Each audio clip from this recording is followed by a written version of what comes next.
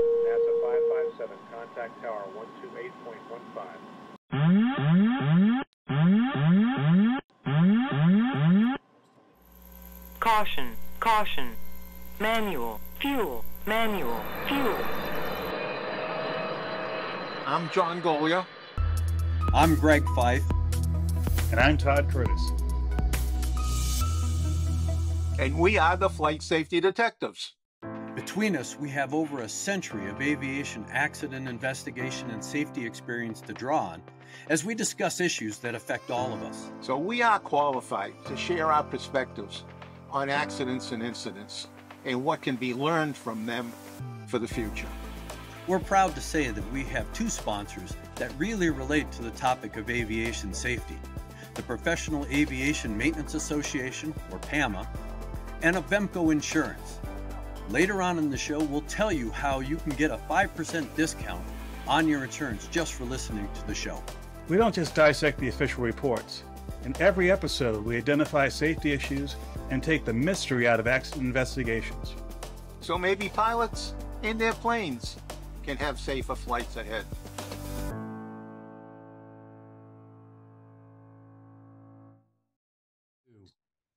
Well, hello, John. It's another episode of Flight Safety Detectives. It looks like you and I are flying together without Todd today. But I think we have a pretty interesting accident that's going to open up a discussion regarding charter operations, both legal and illegal. The illegal ones are commonly referred to as the 134 and a half flights instead of 14 CFR Part 135. But this particular accident we're talking about today involves a Lear 35A that happened back in 2017. So it's a relatively recent accident.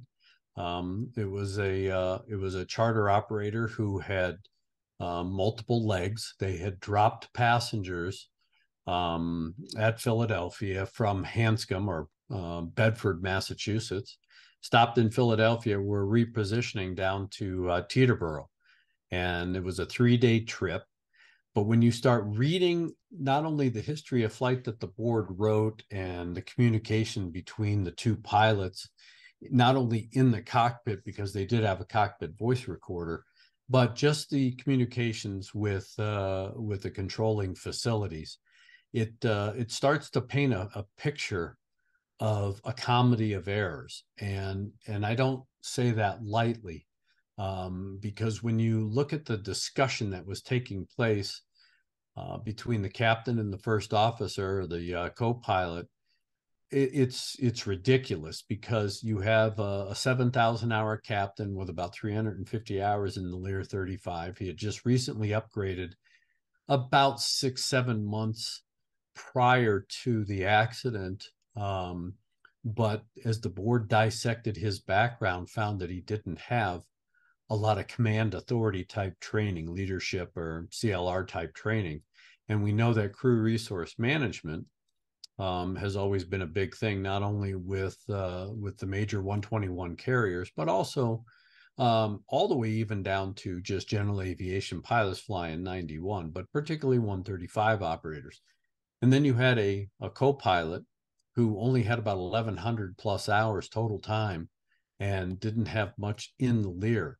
And on the flight from Philadelphia down to Teterboro, because they were repositioning, or it was a deadhead flight, the captain allowed the first officer to fly the airplane, or the co-pilot to fly the airplane. However, that in and of itself was against company policy. And so riddled throughout this report are a number of issues where and points and moments during this flight where either one or both pilots failed to not only comply with SOPs, company SOPs, but you can see where some of the federal aviation regulations were breached.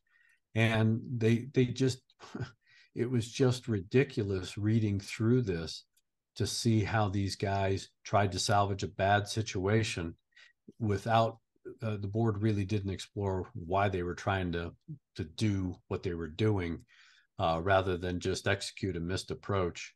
But we'll get into those particulars. But there's always a motivation, John, when you're flying for hire, and of course, even on the deadhead legs and repositioning, because you're trying to meet time schedules, you're trying to have airplanes in the proper position, that is location.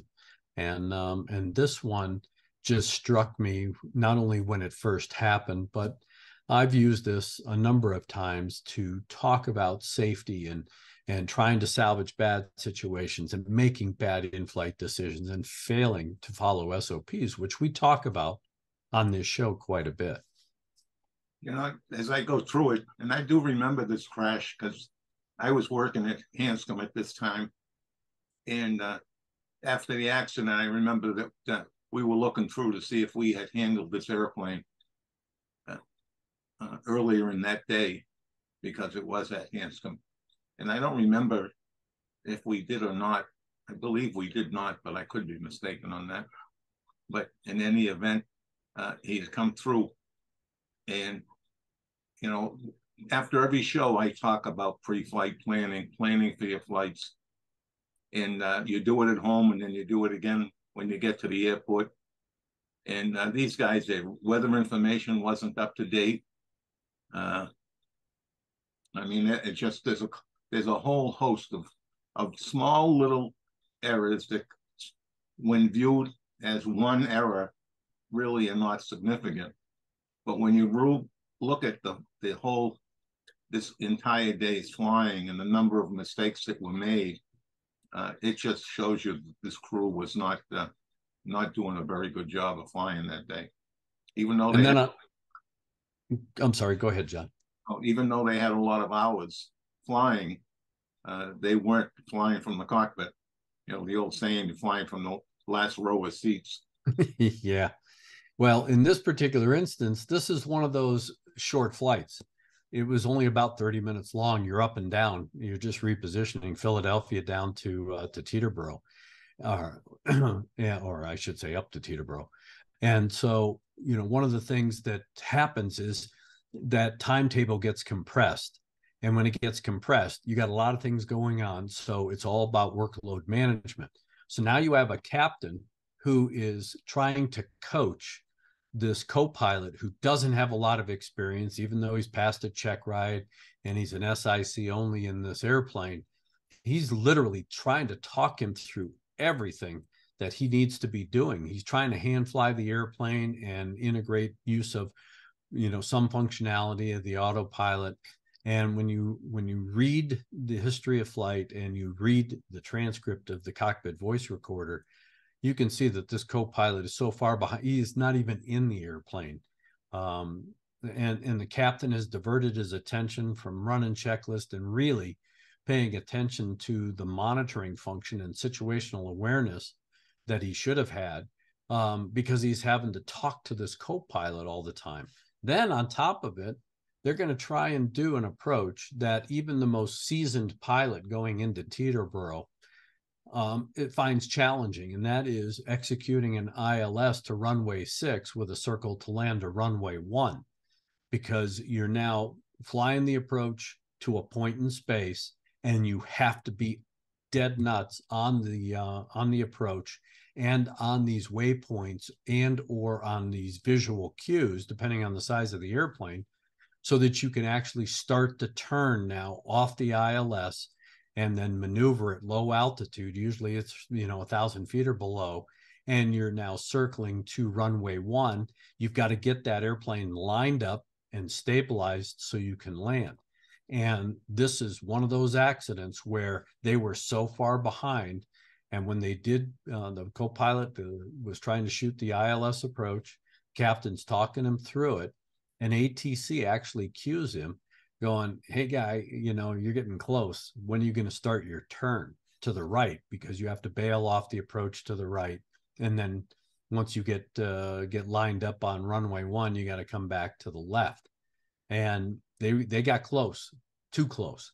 They shot the approach. They were 2.8 miles inside the final approach fix, which puts them about a mile off the end of the runway for runway 6. That is just too close to the airport to try and maneuver at the speeds they were flying and get the airplane, back lined up for a stabilized approach and landing on runway 1. And in fact, the co-pilot gave up, literally gave up in the middle of flying this particular circle part of the approach. Even though the captain was talking him through it, he said, "It's your airplane, you got it." Well, it was a bad time to be handing off the airplane, but the captain took it, and rather than do the prudent thing and realize that, hey, this isn't going to work, and just go missed or do a go around, he tried to salvage that bad situation. You know, it's typical for those New York City airports, not LaGuardia and Kennedy, but Teterboro and even White Plains, because of the traffic conditions. Nobody wants to go around anywhere, because boy, they can send you out a long way before you come back. Yeah. And we've seen accidents, and I know that you were with the board when we had these accidents, but there's been a number of accidents where, you know, pilots going into Teterboro, you know, you're on a dive and drive, they keep you high and then they slam dunk you into the airport. And like you said, they don't like, you know, pilots don't like to go around or go missed, because just trying to get back into the queue can take a long time. And you know, it sets off a whole chain of events. But here you got a captain who, rather than do the prudent thing, tries to salvage the bad situation, cranks the airplane up better than 30 degrees of bank as he's trying to intercept the final, and of course stalled the airplane. And it was captured on video. There was some surveillance video that actually showed the airplane in a wings 90-degree vertical steep nose low attitude as it crashed into a parking lot. And you know, you start looking at this. This is a 135 operation, John. This is an organization that is supposed to meet a certain standard by the FAA. But what the board found is not only were these pilots substandard and not following SOPs, but the company was substandard in their monitoring and oversight programs for these pilots. Because as the board wrote, if this flight had been completed successfully, even with this comedy of errors and all of the deficiencies in the pilot performance, if this had been a successful flight, how would the company have ever known how bad these two were? They wouldn't. And so this accident points out the deficiencies in a program, or at least in an organization, where if you don't have a good oversight program and you're not monitoring, either through flight data monitoring or other sources, then you don't know how bad things are in the cockpit and what these guys are actually doing. You know, flight data monitoring is not as good as a quick access recorder, and this airplane didn't have a recorder, but that's really where the focus needs to be. We need to have on all the turbine-powered airplanes a flight data recorder with a quick access system installed, QAR, as it's called, so that you can download, a company can download periodically what's been going on in the cockpit, what's been landing. You know, we've on the commercial airplane side, very early on with the QARs in an airplane, we discovered that pilots were following procedures, requests for altitude and approaches by commercial airplanes into San Francisco, which were deemed to be very hazardous. And pilots were complying with those requests from air traffic control, because air traffic control's business is keeping the airplanes moving and getting as many in and out as they possibly can within their rules, their parameters. And because we had quick access recorders, the industry was able to determine that those events in San Francisco were not good, and the pilots started to refuse them, and the air traffic control changed their procedures. Well, that's all well and good, but you got to have that recorder on the airplane first. And we have an awful lot of airplanes, I mean a tremendous number of airplanes out there that do not have flight data recorders, and this is just one of them. And when you look at some of the other things that the board found during the course of their investigation, not only are these guys not following SOPs, some of the training is suspect.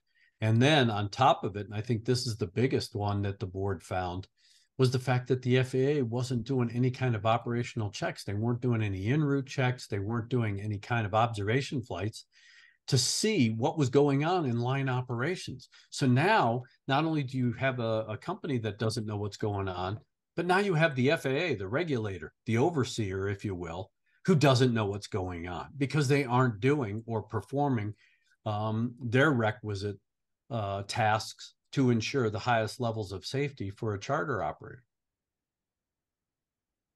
Yeah, I mean, the FAA's got an awfully big job, and they can't be everywhere at the same time. And you've got operators that can bob and weave to make that job even more difficult. I mean, I've heard stories repeatedly about places, remote airfields, where the word would be out that the FAA was coming, and everybody would fly their airplane someplace else. So, yeah, well, and you know, we've both been around long enough to know that geographic surveillance, even with the big carriers, was always a topic of discussion, because you could get an inspector who gets on an airplane in California on an airline who's based in New York, and they get on and they start finding all these deficiencies that they think are contrary to good operating practice or the standards that they believe are necessary, only to find out that no, those are all approved procedures by the certifying or the certificate holding office. And so there's always been this battle about geographic surveillance. And then on top of it, resources, manpower. Do we have enough inspectors to be doing what they need to be doing? Are they doing a 10% quality control check because they don't have enough people to be in the cockpits of all these aircraft? And that leads me into this discussion that I'm going to throw to you, John, and that is, now we have this big issue of illegal charters, or the 134.5 flights, where there is money to be made. But these kinds of operators are operating on a shoestring to increase their profit margin on every one of these flights. So now there is no oversight because they aren't an illegal or recognized certificate holder. The FAA a lot of times doesn't even know that these things are going on until it's reported. And now, because we've seen accidents and incidents traced back to illegal charters, and the definition of an illegal charter has gotten very, very narrow as far as what the FAA says you can and cannot do that constitutes a charter. I remember the Oklahoma City or the Oklahoma State basketball team in a King Air accident out here in Colorado, where an alumni donated the airplane to move some team members and the coaches to a game here in Colorado. And on the way back, the airplane crashed. And it was an unfortunate accident. Everybody was killed. But one of the things that was found by the FAA was the fact that it could have been constituted as a 134.5 or an illegal charter. And the reason for it was, even though it was a donated airplane and the flight crew was employees or were employees of the owner of the aircraft, they had received a form of compensation by getting tickets to the basketball game, and the FAA looked at that as a form of compensation. And so all of a sudden now that window is very, very small. So you have a lot of these guys out there that want to, quote, share expenses and do these things. But if you're not careful, I mean, flying your 172 could constitute an illegal charter. Oh, it certainly could and has. You know, people don't realize, especially people chartering the airplanes on the more inexpensive side. I'm not talking about people that are chartering a G5, although it does happen at that level. It also happens all the way down to political candidates, for example, that charter these single and twin engine, light twin engine airplanes to fly them around their state to campaign. And you have no way of knowing if this is a real 135 unless you vet them out beforehand. Yes. But the differences between just Harry having an airplane in a 135 operation, which is the bare minimum in commercial, is the training for the pilots, the oversight for the pilots, the duty day for the pilots. The list goes on and on. That drives up the cost. Yes. And the cost difference is what drives these people that own an airplane that want to sneak in under and do a 134.5 charter to make that money, because the money is very attractive. But it's very expensive for 135 operators to maintain their flight crews current. And if also the FAA wants to ride with them periodically to make sure that they're following procedures and all the rest. As a charter company that I worked for, and the airplanes that passenger carrier airplanes that we had, I would fly on the airplane sometimes, even when it had passengers in the back, and I was in the back. But I would position myself in a way that I could watch the flight crew's performance, right? And just based, not, I wasn't watching how they fly the airplane. I was watching how they went through our procedures, following our standard operating procedures. And I always would find problems with them because they get into a groove flying the airplane the way they want to. And I remind them all the time that that's not in our procedures. We don't do it that way. So it takes a lot to be a real, I call it a real bona fide 135, one that's behaving the way the FAA expects them to behave. Many, many, many don't. And sometimes it's the companies are busy managing their company and they don't have time to ride with the pilots. That's why I said what I said earlier about having a good flight data recorder with quick accessibility, so that one can download the events that have occurred, a day, a week, a month earlier, and you can plot them out and see just what kind of actions were taken, and then you can go back and see who was flying it. So all of that is what's needed and done in many 135 operators. And you brought up a good point, and one of the things, and I think we dissected this accident on our show that killed Senator Wellstone and his family. That charter operator up in Minnesota, they had a crew pairing issue. They had the two worst pilots you could put together in the company, in the cockpit, and unfortunately it led to a catastrophic fatal accident.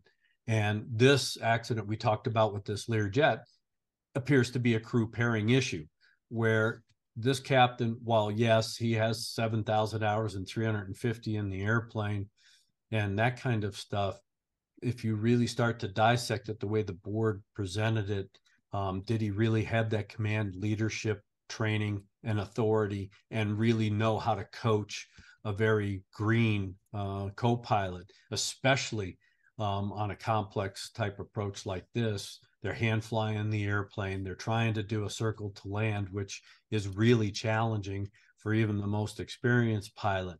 And it just came unglued. And rather than do the prudent thing, and that is let's get out of here, let's try this again, they tried to make something happen. And unfortunately, it was the worst thing they could have made happen. And we talk about the deficiencies in this accident with a certificated charter company. And now you have the 134.5 that have zero oversight. The FAA doesn't know what's going on. The company doesn't care what's going on as long as you make things happen. Get me to, the client from point A to point B. And, what happens, happens. And I don't care how you make it happen, just make it happen. You and I remember Dick Ebersol's accident. That again was a certificated carrier, but they were operating on margins that were very, very small. And you have a flight crew who really didn't understand and made some bad aeronautical decisions, including the fact that they didn't de-ice the airplane, even though it was snowing like crazy in Montrose, Colorado on that day. And they had all sorts of snow and slush on that airplane. And again, bad things happen when you're trying to, use the bottom line as your gauge for whether or not you make a decision. Yeah, I was really surprised that in the NTSB's recommendations they didn't touch upon a flight data recorder. They touch upon the soft skills stuff like crew resource management and revising the manual for your speeds. approach speeds with additives for high risk things that happen when you're doing things like this flight crew did to increase the speed so you don't stall the airplane. But I was surprised that the flight data recorder wasn't on there, at least to restate it, because we stated that even way back when I first started at the NTSB. That was a hard issue to get recorders on these airplanes, and it was like pulling teeth to get voice recorders installed on them. These airplanes that are made today by Bombardier and Gulfstream and the rest, they all need to have flight data recorders in the beginning, with not an option. You know, it's part of the equipment the airplane is certified with. And you know, the other thing is that a lot of these, you know, jets and single engine turboprops, the advanced single engine turboprops, you know, we really need to have as much flight data captured as we can, especially when you're flying single pilot, because a cockpit voice recorder doesn't do us any good, because a lot of these pilots are doing silent checklists. There are guys that do read the checklist out loud. So, okay, you capture that. And I worked an accident involving a Citation jet where the pilot was relatively new, and he was reading the checklists as he was performing them, and he was reading them out loud. So it got captured on the cockpit voice recorder, but that's probably an exception, not the rule. And so if you're going to have these single pilot operations, especially charter operations, we need that kind of information as investigators, because again, if you have a high energy impact where the aircraft is totally destroyed, similar to the Citation that just recently crashed after it overflew New York and turned around and crashed down in Virginia, we really need to have robust data to try and figure out. We know what the performance of that aircraft was. We don't know why the pilot wasn't responsive. Cockpit voice recorder may or may not tell us that, but at least if we can reconstruct with a lot of accuracy a flight path based on flight data, that'll help us immensely. Whether it's a 134.5 or a 135, it doesn't matter, or even just a Part 91 business jet being operated by a company. We have a lot of issues right now with trying to reconstruct accidents, because we don't have, in a lot of cases, enough data from the aircraft. Yeah. When as we've been doing these podcasts for the last few years, I have come to realize how fortunate I was that I worked for the charter company that I did, because boy, he would not fly airplanes with a single pilot, period. And we had airplanes that was certified for single pilot operation. Absolutely refused to do it. He bit the bullet and spent the extra money. He's very risk adverse for an owner of a charter company. Very impressive. I've come to really be impressed with the operation that they were running at the time. Well, I would encourage folks, especially professional pilots or those pilots who want to be professional pilots, to read this report, not just the abstract, because the abstract doesn't really get into the good detail, but actually pull down the report on this particular accident. It happened May of 2017. It's identified as NTSB RR or AAR 19/02. It involves the Lear jet at Teterboro. It's a good read. The board actually did a very good job in dissecting and filtering and developing a lot of information. There are a couple things that I would see, or at least want to see, like you were talking about, John, the development of additional information for recommendations. But overall, this is a good read, because again, with what's going on in the pilot hiring issues that we have today, where we're going to have a lot of, they may be qualified, but they don't have a lot of operational experience and operational discipline. This kind of accident could happen again. And now you don't want to have a very experienced captain flying with a very, very green co-pilot who really doesn't understand, doesn't know, shouldn't be there kind of thing. And you're having to spend all your time coaching them. because now that just is basically, the left seat pilot flying single pilot IFR with a distraction in the right seat. And this is a great accident to really understand that and see if we can't develop, even if it's just personal minimums or, some sort of personal checklist, that if you're flying with a new, relatively inexperienced pilot, you get to know them before you actually get into a firefight in an airplane. Yes. Good advice. Good advice. Well, since we don't have Todd here for the second to the last word, I will leave it to you to close the show with our last words. All right. And this accident that we just talked about, perfect example about poor pre-planning, among other things. But if you're going to go flying today, right, do a good session of pre-planning before you get to the airport, and do it again when you get to the airport, and make sure you have the latest weather, because these guys didn't. And when you get out to your airplane, do a very thorough pre-flight. And if the airplane's not a big airplane, touch it. Move your flight controls by hand outside the airplane. Learn what to look for in your airplane. And if you have any questions, get a mechanic that works on the airplane and let him tell you about what he does for a walk around, so you can do the same thing. And after you get flying, please put your head on a swivel. So many accidents today, so many student pilots especially. We have so many in the air today, student pilots, and the accident rate, and we're going to have a program about it, Greg. Probably right after Oshkosh, when we have a chance to talk to a number of the instructors that are members of NAFI, the National Association of Flight Instructors, that both of us are members of. And we'll probably have one or two shows on them.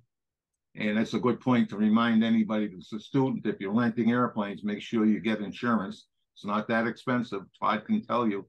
Todd has the insurance himself. He's refreshing his license that he's had for over 30 years.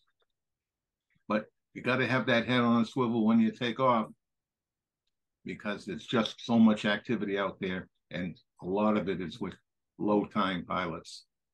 And please fly safely. Thank you for checking out our show. We really value our listeners and subscribers. Our podcast gets ranked by you and how much you like it. So please give us 5 stars in your podcast platform. We want to keep in contact with you. We are on Facebook, Twitter, Instagram, and of course, YouTube. You can email the show at flightsafetydetectives@gmail.com. By the way, if you're on YouTube, we're really working on growing the channel, and it helps if you all send in comments. Please do that, and we read all the comments. And be sure to subscribe. Remember, if you're in the market for aviation insurance, you can save 5% with Avemco just by mentioning our show. Visit them at www.avemco.com. That's it for this episode of the Flight Safety Detective. Until the next episode, fly safe.